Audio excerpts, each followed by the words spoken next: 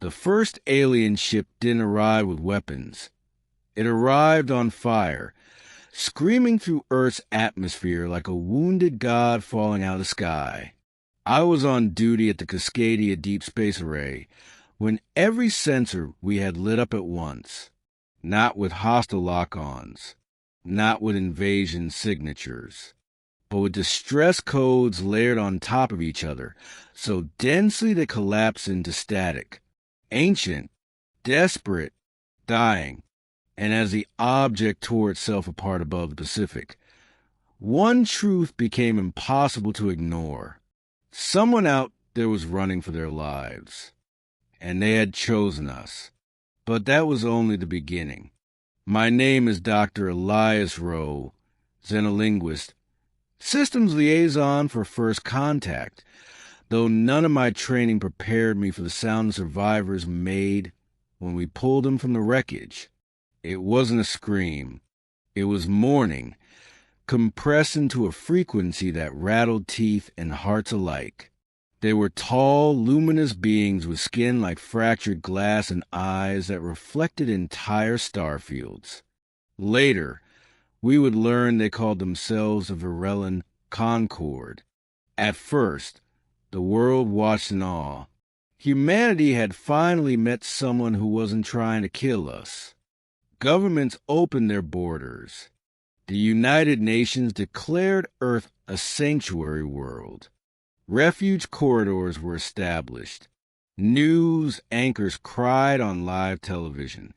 Humanity, so long fractured by its own cruelty, felt united. For the first time in generations, we were the good guys, or so we thought. The Varellans didn't ask for technology. They didn't demand territory. They asked for quiet skies, deep oceans, and time to heal. Their war, so they told us, had consumed their stars. A predatory empire known only as a continuum had erased their worlds one by one. The Varellans had fled with whatever ships still flew, chased across the galaxy like ghosts with no grave. And Earth, fragile and loud and endlessly violent, said yes. What we didn't realize was that predators always follow blood trails. None of us were prepared for the truth. I was assigned as liaison to Ashikel, one of the Varellan leaders. She, or something close to she, communicated through light patterns and harmonic pulses that my implants translated into emotion-laced speech. She carried grief like a second gravity, bending everything around her. When she spoke of her lost homeworld, entire sections of the room fell silent without anyone knowing why. "Your species burns," she told me once, staring at the stars through reinforced glass. "Yet you still build nests in the ashes." "We survive," I replied. "Sometimes that's the same thing." She considered that, then said softly, "We hope you never learn the difference." That sentence haunted me. It should have warned us. The first attack came 6 months later. It wasn't Earth that was hit. It was Mars. The continuum didn't arrive with a fleet. They arrived with a demonstration. A single construct unfolded above the Martian colonies, an impossible geometry that bent light inward. 30 seconds later, Olympus Station was gone. No debris, no explosion, just absence, carved clean out of reality. Panic ignited like dry fuel.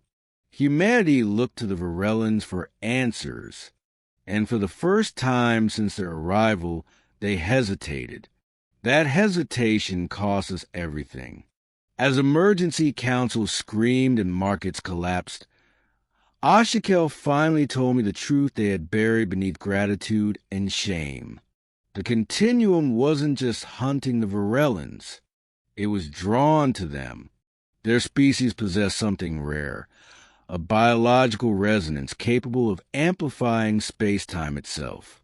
In simpler terms, The Varellans were living keys to weapons that could unmake civilizations. The Continuum wanted those keys, and Earth had just welcomed millions of them into our home. But you said you were refugees. I whispered. We were, Ashikel replied. We still are, but we are also dangerous. That was the moment the narrative shattered. Protests erupted overnight. Sanctuary cities burned. Fear turned to rage, and rage demanded blood. Politicians called for deportation. Generals called for containment. And deep beneath classified bunkers, a new word began circulating through black projects and sealed rooms. Weaponization. I was brought into Project HFY against my will. Humanity's answer to extinction wasn't diplomacy. It was fury refined into strategy. Scientists discovered that human neural unpredictability interacted with Varellan resonance in volatile ways. Where Varellan saw harmony, humans brought chaos. And chaos, it turned out, was exactly what the Continuum couldn't predict. We weren't stronger. We were Messier. Ashikel confronted me. When she learned the truth, her light dimmed, fracturing into painful spectrums. You would turn us into bait, she said, into tools. They're coming whether we do this or not. I answered, at least this way we get a say. Her silence was devastating. Then she said, so this is your fury. What I saw next changed everything. When the Continuum finally arrived at Earth, they came confident, thousands of vessels sliding out of folded space, their presence smothering starlight itself. They expected a terrified species clutching refugees like shields. Instead, they found humans standing shoulder to shoulder with the very beings they had every reason to hate. HFY activated. Human pilots linked with Varellan navigators. Human emotion flooded alien resonance fields. Love, grief, rage, hope. Every contradiction we carried became a weapon the Continuum's perfect logic couldn't model. Their constructs faltered. Their predictive engines collapsed under rationality. The sky burned. I watched from the command deck as a human frigate rammed a Continuum spire at relativistic speed, its pilots screaming a name I'll never know. I saw Varellan lightships sacrifice themselves to shield evacuation corridors over Earth's surface. I felt Ashikel's presence beside me, steady and radiant amid the chaos. This is not how we imagine survival, she said. Yeah, I replied.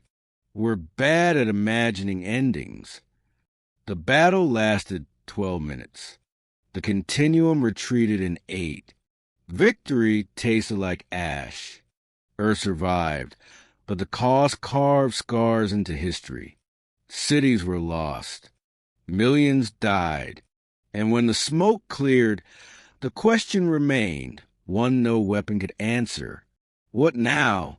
The Varellans gathered, prepared to leave. Their presence had nearly doomed us, and they would not risk it again. Ashikel stood before the council, her light steady but sorrowful. You gave us refuge, she said. And when fear took you, you still chose to fight beside us. That is not weakness. That is kinship. The vote was unanimous. They stayed. Years have passed since that day. Earth is no longer just a human world. We've grown louder, brighter, stranger.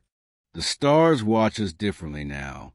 And somewhere out there, the Continuum remembers a planet that should have broken and instead bared its teeth.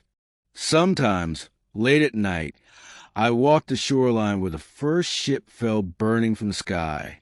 I think about the choice we made, about the fury we embraced, about the home we offered, knowing it might one day destroy us. And I smile, because the galaxy learned something that day. Humanity doesn't just give refuge. We defend it